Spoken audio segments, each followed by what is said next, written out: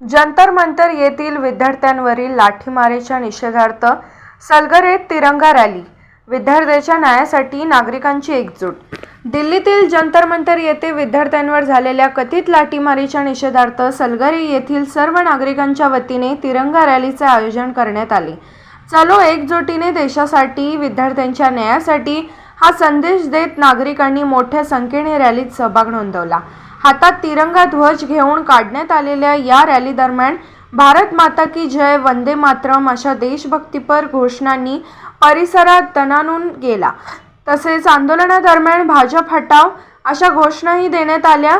यावेळी उपस्थित नागरिकांनी विद्यार्थ्यांना न्याय मिळावा, त्यांच्या हक्काचे संरक्षण व्हावे आणि त्यांच्या मागण्यांकडे शासनाने गांभीर्याने लक्ष द्यावे अशी मागणी केली.